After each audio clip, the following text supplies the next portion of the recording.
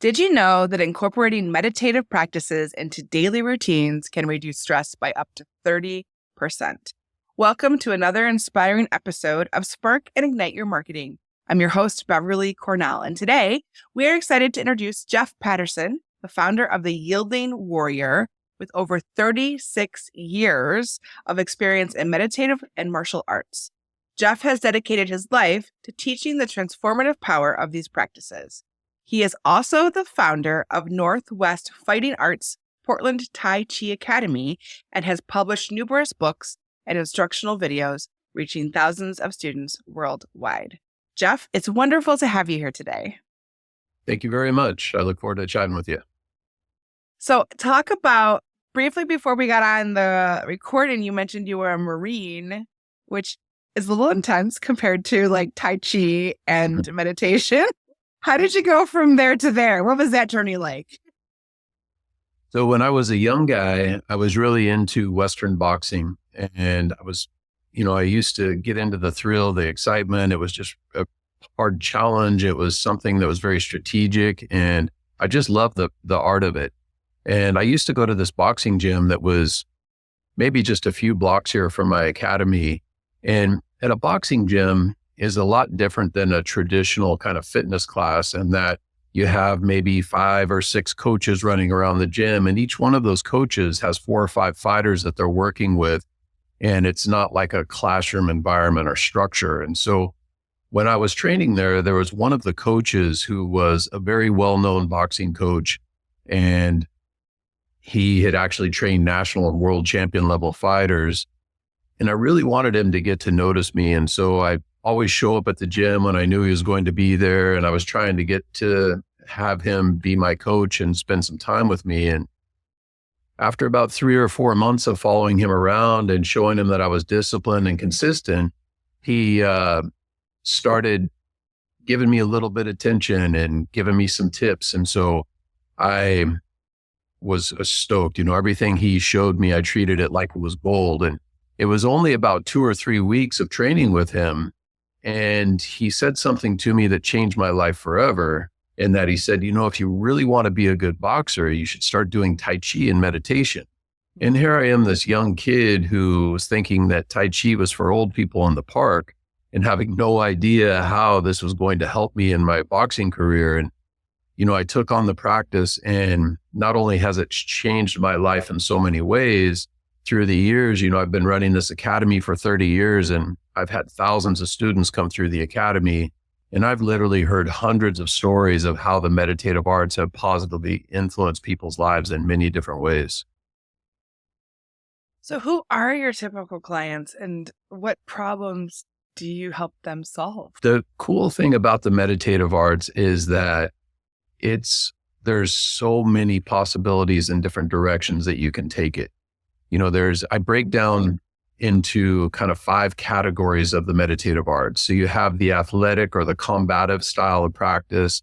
A lot of athletes today, professional athletes, are studying the meditative arts to help improve their focus and to expand their awareness. You have the therapeutic side of the practice, the medical side, the philosophical side, and also the meditative or spiritual side. And so you'll get people coming in here for the practice that are in their 20s and looking to improve their performance.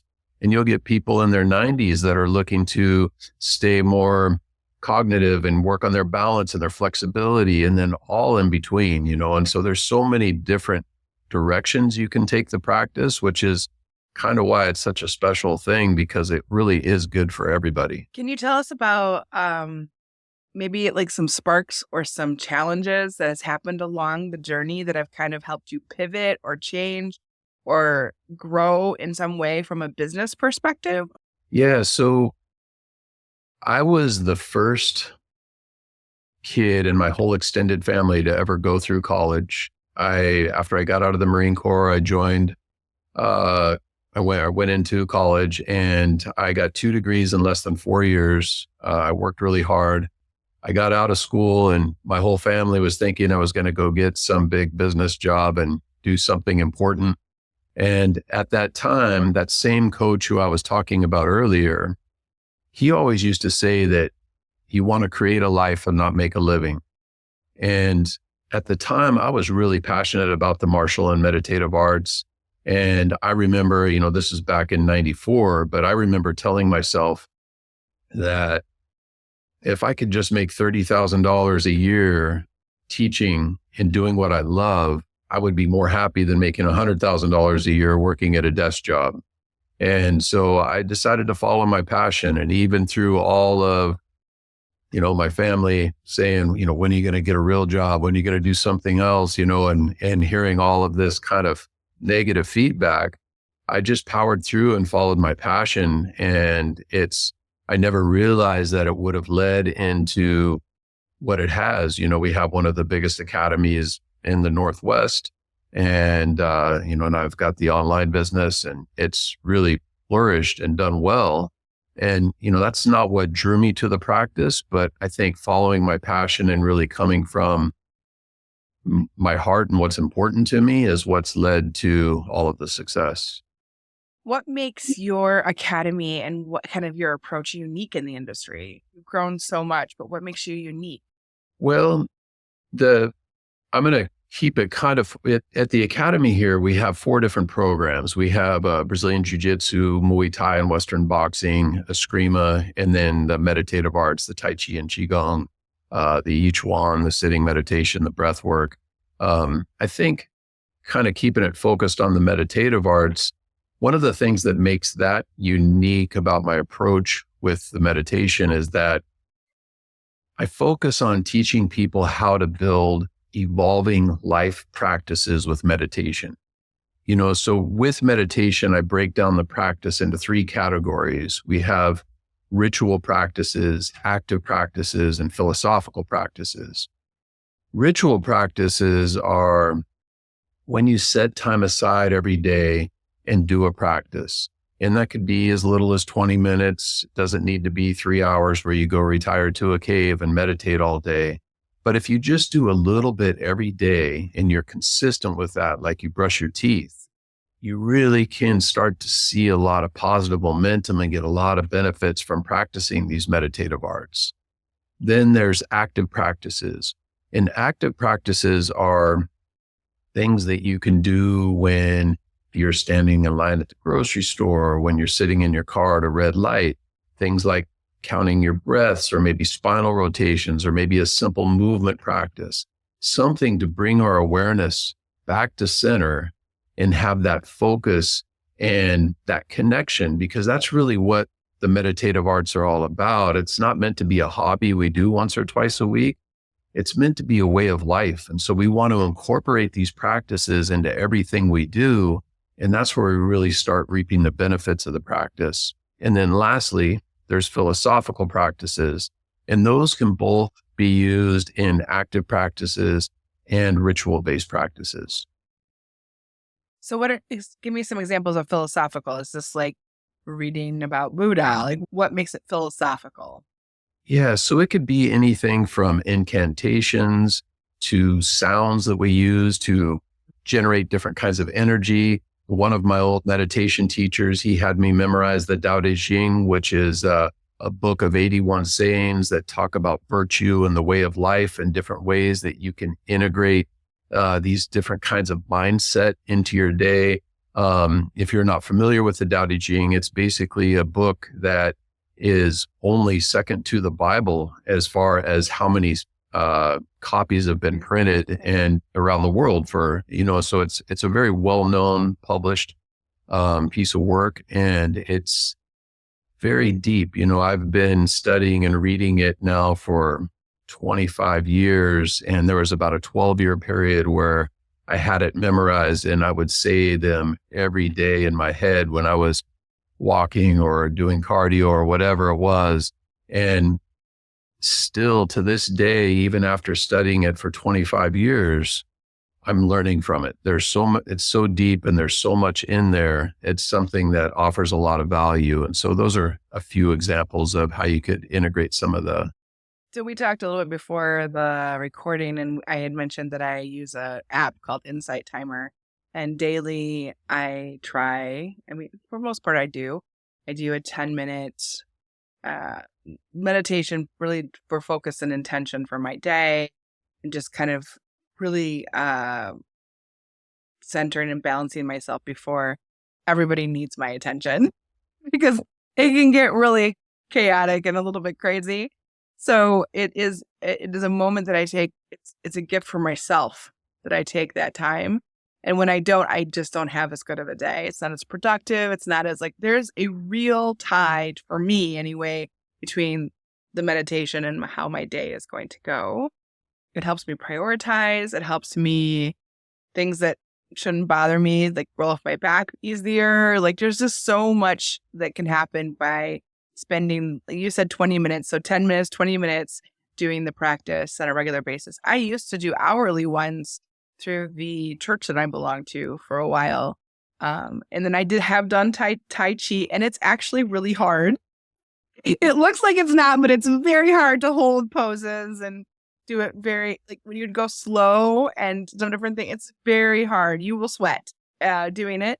And so the practice of mind, body, spirit in so many ways is extremely connected. And I believe a lot of that is important for us to have awareness about. And as an entrepreneur specifically, I feel like it informs how I run my day and how I run my business. What are some examples of entrepreneurs and or people that they can use it in their business, these practices to help them be more successful? So I'm going to talk a little bit about the idea of yielding, and yielding will give you an example of how we can use this strategically, mentally, and emotionally, which will help us in business and relationships and many different directions. And so my idea on yielding is that there's 3 different directions of a yielding practice. There's physical yielding, mental yielding, and emotional yielding.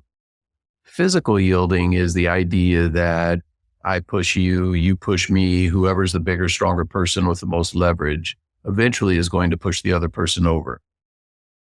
But with yielding, instead of us trying to see who the bigger meathead is, when you push me, I get out of the way of that force. And so now I can respond with less effort. Now, this has been used in martial arts and combat practices for generations. And it's used in athletics and football and basketball. I mean, so any kind of physical contact, we can use this idea of physical yielding. Now, in order to be good at physical yielding, a lot of things have to come into play. You need to be well-rooted. The lower part of your body needs to be strong and flexible so you can change your central equilibrium without getting tight. The body has to be relaxed. The breath has to be calm, and the mind has to be present. It takes years and years to get to a high level of this. However, from day one, we start noticing these things inside of ourselves and becoming more in tune with what's going on in our own present state and our awareness. And this also helps us see things more clearly in other people. This is where we start moving into mental yielding. So say, for example, I say something that unsettles you and I pick up on it right from the beginning and I change paths. And so we start going down a positive direction rather than if I'm not paying attention to that, pretty soon I'm so far off track, you want to knock me upside the head. And so learning how to use yielding in all of your interactions is very strategic and very powerful in that, one, you're just being more considerate, which is the way we should all try to live anyway. But 2, it gives you the power and the focus to guide things in a positive direction to lead to a better outcome on the other side. And we use this in business. We use this in sales and negotiations. I mean, so many different applications for this kind of a strategy. Then emotional yielding, which is very much like mental yielding, but it's with our own interpersonal conflicts. Oftentimes, things will happen to us and we'll go down this path and we might get an hour a day, a week down that road and realize maybe that wasn't the best choice. But with yielding, if we could have noticed when it first started and maybe had a better evaluation of what's going on and maybe made a different choice, we can see things a little bit more clearly. And, I've been explaining this idea of yielding for many, many years. And, one of the most common things I hear people say is that, that makes a lot of sense. I use yielding all the time. And I would agree. I think everybody uses yielding to some degree all of the time. However, it's kind of like if you or I were to walk into a crime scene with a detective who's been on the job for 30 years, he would see things about the series of events and the timeline that I know at least I would have no clue of. The meditative arts helps you see things inside yourself and in other people that most people will never experience. And I don't feel like you can experience without a meditative practice. I think you're right. It's so true. The awareness of even myself, like when my heart starts to race or my thoughts start to scatter, like even awareness of self is so different when you have meditated. I was joking the other day with somebody who was on the podcast who does one of them's a yogi and one of them does heart-centered creative type projects. So working through some things through art. And I said, when I first started meditating, it was like a waterfall of thoughts. Like I could not sift through the thoughts. There was so much in my head, and kind of being able to like work through that from that perspective to understand that. And I don't, maybe because I am ADHD, that's more powerful for me than somebody else that doesn't need to have that kind of secret power that I need to have. But it transforms the way that I have thought about the world in many ways by being able to just focus on the breath, so you're not so stressed out or not as reactive in a situation, or like, I don't know. I love the idea of yielding, but it is so much deeper than all the things you've said. Like I think of all the moments of yielding in our day that have to happen, and how awareness of ourselves in that and awareness of others, how that plays in that yielding exchange. Is there something, I always ask entrepreneurs this, is there something that frustrates you about your industry, and how would you fix it? Yeah, I guess one of the challenges for me with the meditative arts and being a teacher and running a business in the meditative practice is teaching people to see that the consistent effort is the most valuable thing that they can do. Because I've had so many people come to the meditative arts and say, oh, I tried this meditation, or I tried this, I tried that, and it just didn't work for me.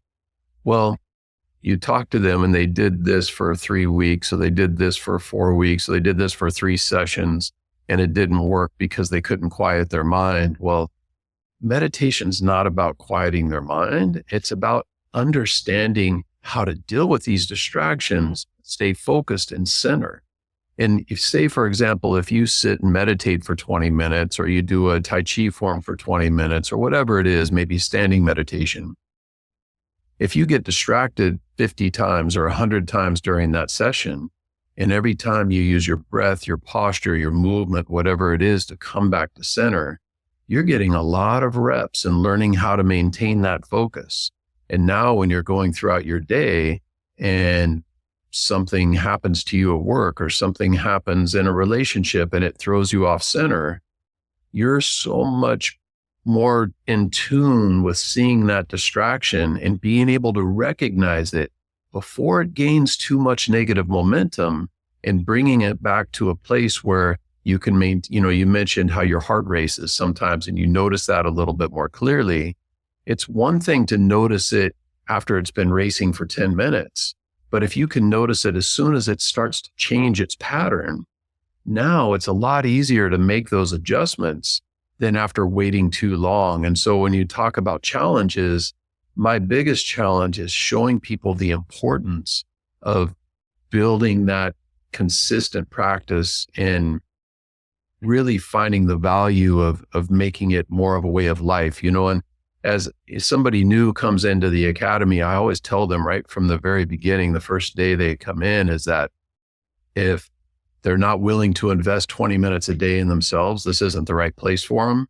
And even if they're willing to pay me money, I don't even want the money if they can't make that investment in themselves, because it's like, I want them to be successful, right? And that's the number one thing. And you got to understand that it's just so important for yourself. I remember the Dalai Lama once said, everybody should meditate for 20 minutes a day. Unless you're too busy, then you should meditate for an hour.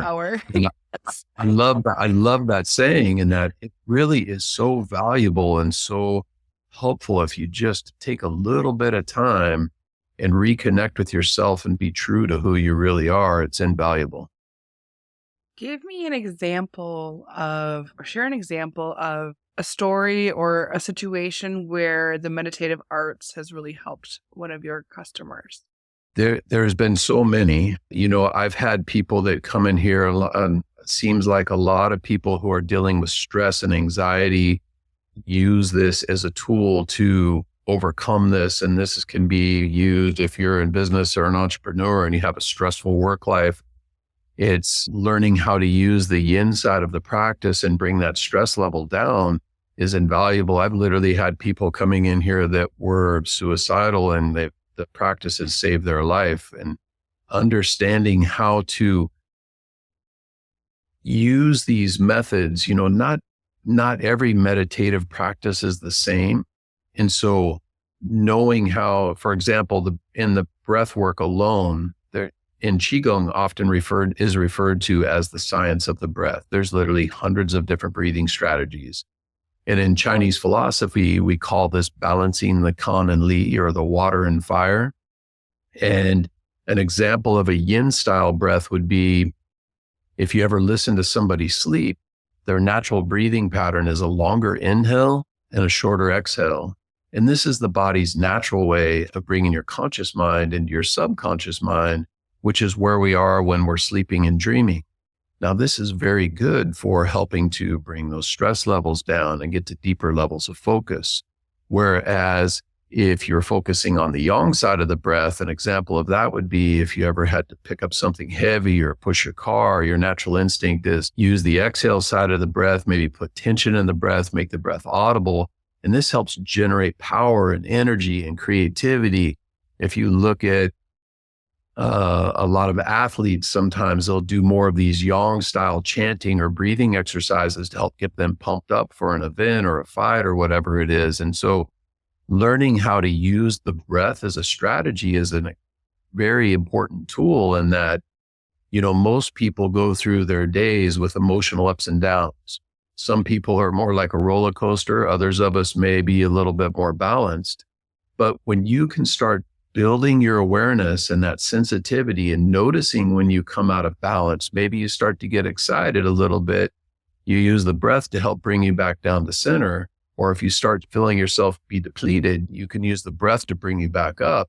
And now you're going through the day in a little less of a roller coaster fashion and being more balanced and in turn more energetic, because you're not going on these energetic swings of being so out of center. What you do, what you learn, the practices that you teach are ancient in many ways. They're thousands of years old, right? I feel like we're just babies in our population and what we're doing. And these have been going on for a very, very long time. Generations and generations have passed these traditions down along the way. What do you see as like the trends in your industry, and what excites you right now about what you're doing? One of the things that is really fun for me to see is that more and more people in the general population that have never tried meditative practices are becoming open to it. And even medical professionals who Western medicine has always been, you go back 30 years ago and they're like, oh, there's nothing to that. That's, no good. This is how it is. Mm-hmm. They're becoming more open to the idea of this kind of holistic way of living and how it is beneficial. And in Chinese medicine, they try to make the adjustments in your energy and your mental state before the disease comes, when there's imbalances, rather than wait till after the disease comes and we have to treat it. And so learning how to integrate these practices and combine them in your life is really powerful. I have this photo in here at the Academy. It was created 1400 years ago. And it's a detailed map of different energetic circulations in the body. And there's no way that you would have been able to map this out with such detail 1400 years ago without really being able to feel these energies in the body. Now, back then the science couldn't back it. Now, with all of the scientific instruments they have, they can track how the energy circulates in the body. And it's exactly, they mapped it out 1400 years ago, and so it's not some new age kind of hocus pocus kind of thing. It's literally backed by science at how this stuff works. And it is very real and very practical. And it's scientific in its approach, in that you can build an evolving life practice around what you want to accomplish and adapt different meditative practices to help you on that path. With the meditative arts, a lot of times referred to as the internal arts. And one of the things that I see happening with people, and I love seeing them approach this, and a lot of times we have to learn a new meditative practice through watching a video or listening to an audio because we don't have a teacher available or readily available. I think that's great. That's a good way to kind of get introduced. However, when you're doing your ritual practice, called an internal art for a reason, you don't want to be watching a video or listening to an audio. You're meant to turn your focus inward and listen to yourself. And this is how you're really going to get more benefit out of the practice and get deeper into the practice. And then when you're learning something new, of course, pull up the video or go see a teacher or listen to the audio or read a book or whatever. But for your ritual time every day, when you're building a practice, that time should just be for yourself and really connecting and listening to all of those subtle things within yourself rather than trying to follow a screen or listen to something externally.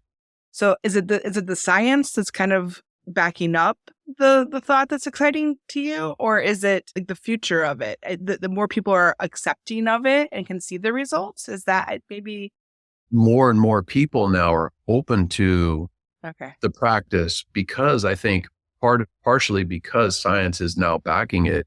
Okay. I think that it's got the potential to really touch a lot more people on the planet. I feel like if everybody on the planet started meditating, the world would be such a better place, peaceful, people would be more considerate, more aware of what's going on. And so that's one of the reasons why I've been writing my last couple books and created my online program and my teacher training program online, is because I've been teaching it here at the Academy for 30 years and I've been getting great results with my students here, but I want to get it out to more people and really have it be more of a movement. And that's kind of been my main motivation. So what's your long-term vision then? Where do you see this in 30 more years? I hope that meditation becomes more of a way of life with humanity, and that it's taught in public schools, and it's just becomes a way to open up the consciousness of humanity and making people more aware of themselves and other people. I think it would probably end all wars and conflict, and everything would be a much better place. We'd certainly live with more humility and grace, I think, and kindness if we're all doing that at the same time. So we have a lightning round, which is it's a little bit shorter of answers, but it's really to help us get to know your favorite business tools, insights, inspirations. So how have you created and maintained lasting connections over the last 30 years of your entrepreneurial journey? I think one of the great things about having a physical location here in my academy is that I have students that have been with me for 30 years here, 20 years, 25 years, and it's been kind of like a second family to me. And so it's easy to maintain those relationships, and that, you see these people, I actually look forward to coming into the academy every time I'm out of town or on vacation and I'm off somewhere. I'm like, man, I miss everybody back at the academy. And so Nice. That's kind of one of the things that helps me stay connected. If the yielding warrior had a voice, what word or emotion would resonate from its core? Consideration, because I feel like if everybody was more considerate, the world would be a better place. Is there a book or a podcast or an entrepreneur that has left an indelible mark on your journey as an entrepreneur? Many. I've been studying. I've been a part of many different masterminds through the years. Right now, I'm in a Tony Robbins mastermind group of a bunch of entrepreneurs from around the world, and that's been very inspirational, and I've learned a ton from him. He's had a lasting impression on a lot of people, I feel like, for the last 30, 40 years he's been around. What's one conventional or unconventional, I am open to either, tool or app that has become your secret weapon for success, and how does it revolutionize your day or your workflow? Well, I think probably Facebook and Instagram ads has been kind of the heart of traffic for the academy here. And so that's probably been the biggest driving force of new customers coming into the academy. So I guess I would have to say that. How do you keep your entrepreneurial spirit alive, and what do you feed it? I try to learn every day. I'm an avid reader. I go through at least a book a week, sometimes two. I keep my own health strong. I have a morning ritual, a meditation ritual that I do every day. I haven't missed a day in years. I stay physically fit. I do cardio and weights and just try to keep my body healthy. I go to meetings. I go look people up. I go to events. I think just keeping that passion alive and wanting to grow. And, part of what makes me want to do that is I want to provide more for my second family here at the academy and my online family. And so I'm always trying to improve, and that keeps it fresh for me. How do you stay grounded? It's kind of a good question for somebody who does meditative arts. How do you stay grounded and maintain your sense of purpose and clarity? My meditation practice by far, I do a ritual practice every day. I do my active practices. It's just kind of my way of life. And that helps me stay grounded. Like I don't think anything else could. You said you've been doing it for years. Like you haven't missed a day in years. If you've missed a day, does it affect you deeply? Because it's so ritualistic now. Yeah. The last time I missed my daily ritual, it was because of a surgery I had, and I was laid up in bed for 3 weeks.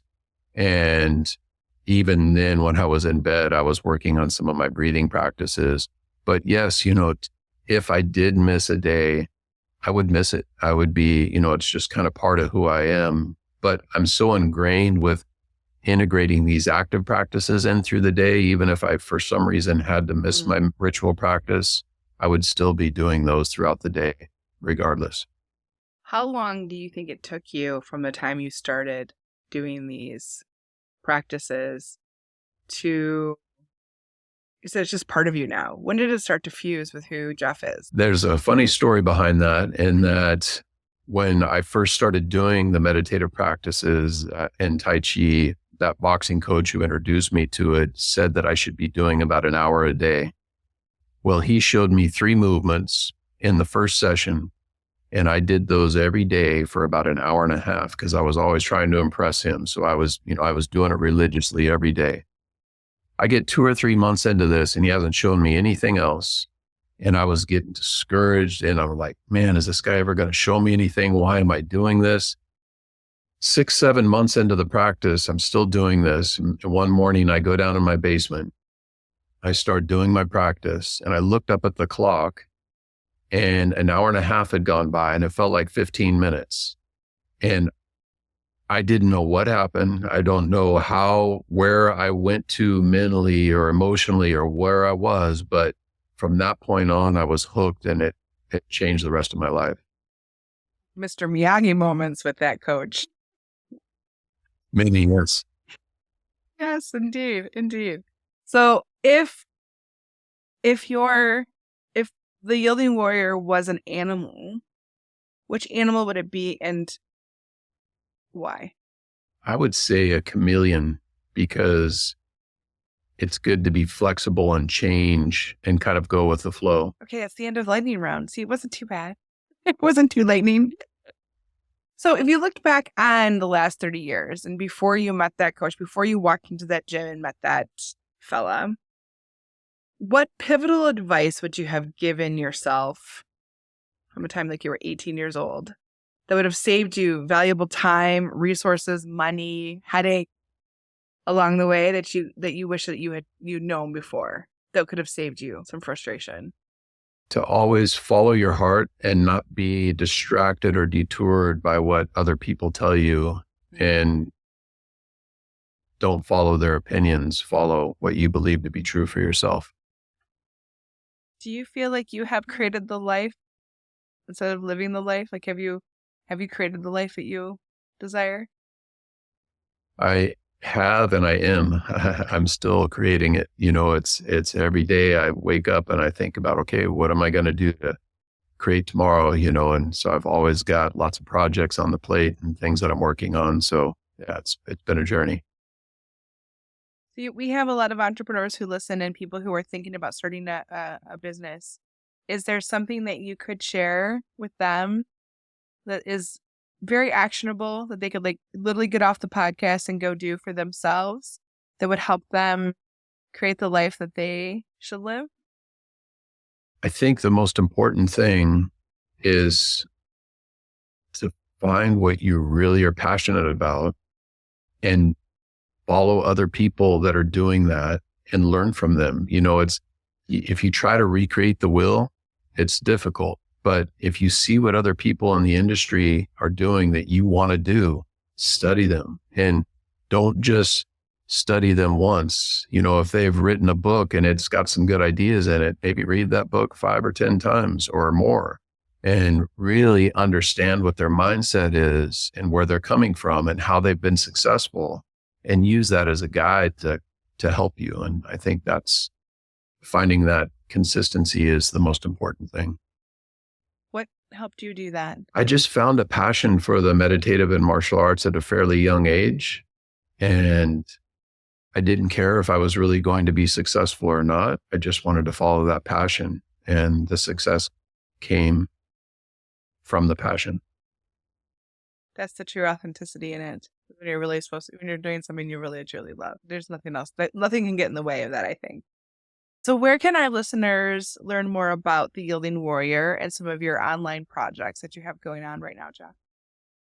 So if you go to theyieldingwarrior.com/book, you can get a free copy of my latest book. You just pay for shipping and handling. Also at theyieldingwarrior.com, you can try out our online membership for a couple weeks and see if that's something that might work with you and what you're doing.